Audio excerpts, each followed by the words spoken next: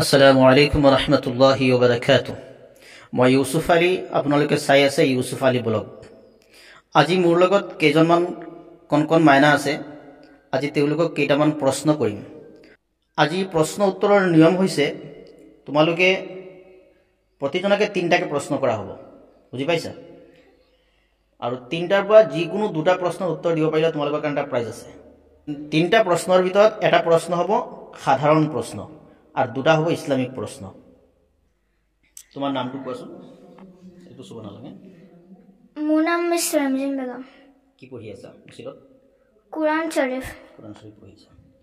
আচ্ছা, তোমাৰ প্ৰশ্নটো হৈছে কুৰাণ শৰীফত কিমানটা সূৰা আছে?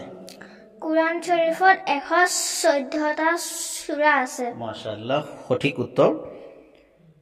পিছৰ প্ৰশ্নটো হৈছে তোমাৰ আমাৰ নবী হযৰত মুহাম্মদ সাল্লাল্লাহু আলাইহি সাল্লামৰ পিতৃ মাতৃৰ নাম কি? পিতৃৰ নাম আব্দুল্লাহ, মাতৃৰ নাম আমিনা। মাশাআল্লাহ, দুইটা প্ৰশ্নৰ উত্তৰ সঠিক হৈছে। এতিয়া ৩ নম্বৰ প্ৰশ্নটো হৈছে আমাৰ দেশৰ ৰাষ্ট্ৰপতিগৰাকীৰ নাম কি? আমাৰ দেশৰ ৰাষ্ট্ৰপতিগৰাকীৰ নাম দেশৰ ৰাষ্ট্ৰপতি দ্ৰৌপদী মুৰ্মু। শুক্ৰিয়া, বহুত ধুনীয়া। তিনিটা প্ৰশ্নৰ উত্তৰ তেওঁ সঠিক দিব পাৰিছে। তেওঁৰ কাৰণে আমাৰ ফালৰ পৰা এটা প্ৰাইজ থাকিব। তোমাক আমাৰ ফালৰ পৰা এই পুৰস্কাৰটো দিয়া হৈছে। আসসালামু আলাইকুম। পুৰস্কাৰটো পাই কেনে লাগিছে তোমাৰ? ভালে লাগিছে। ভাল লাগিছে। আৰু আগলৈ আৰু বেছিকৈ পঢ়িবা, ভালকৈ পঢ়িবা। ইনশাল্লাহ পৰৱৰ্তী সময়ত ইয়াতকৈ ভাল পুৰস্কাৰ দিয়াৰ চেষ্টা কৰা হ'ব ইনশাল্লাহ। ঠিক আছে? তুমি যোৱাগৈ চেটত যোৱা। এতিয়া প্ৰথমে তোমাৰ নামটো কোৱাচোন? মিছ ইকৰানা আহমেদ। ইকৰানা আহমেদ। কি পঢ়ি আছা? আমপাৰা পঢ়িছা। এতিয়া তোমাৰ প্ৰথম প্ৰশ্নটো হৈছে কুৰাণ শৰীফত আটাইতকৈ দীঘল সূৰাটোৰ নাম কি? সূৰা বাকাৰা। যে এই সূৰাটোৰ কিমানটা আয়াত আছে? 200।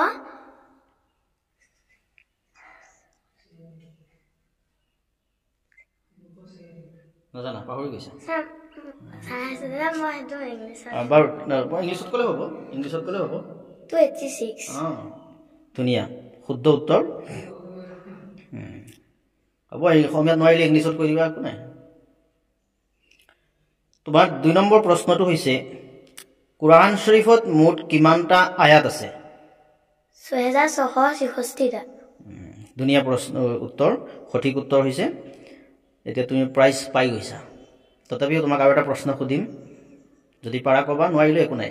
এতিয়া তোমাৰ 3 নম্বৰ প্ৰশ্নটো হৈছে অসমৰ মুখ্যমন্ত্ৰীৰ নাম কি?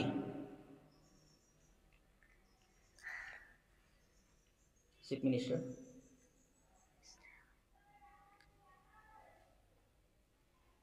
পাহৰি গৈছা? হ'ব, একো নাই। তথাপিও তুমি প্ৰাইজ পাই গৈছা। তেওঁ প্ৰাইজটো দি দিয়া।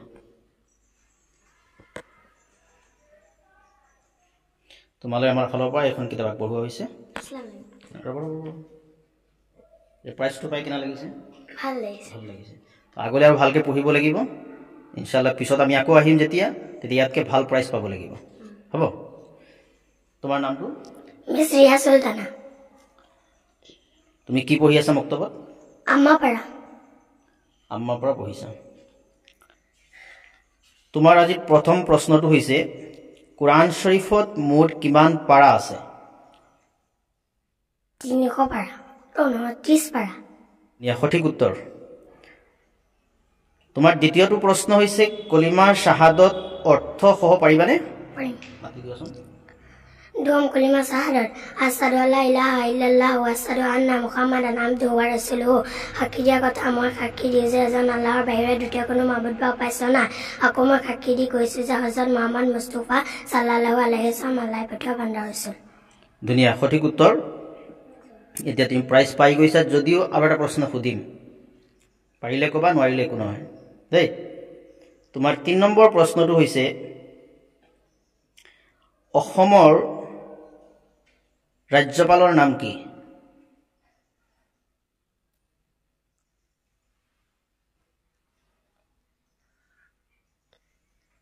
পাহৰি গৈছে? ঠিক আছে, হ'ব, একো নাই। তথাপিও তেওঁ 3টাৰ ভিতৰত 2টা প্ৰশ্নৰ উত্তৰ সঠিক দিব পাৰিছে। তেওঁ আমাৰ ফালৰ পৰা এটা প্ৰাইজ পাব। তেওঁৰ প্ৰাইজটো এইটো তোমাক আমাৰ ফালৰ পৰা আগবঢ়োৱা হৈছে।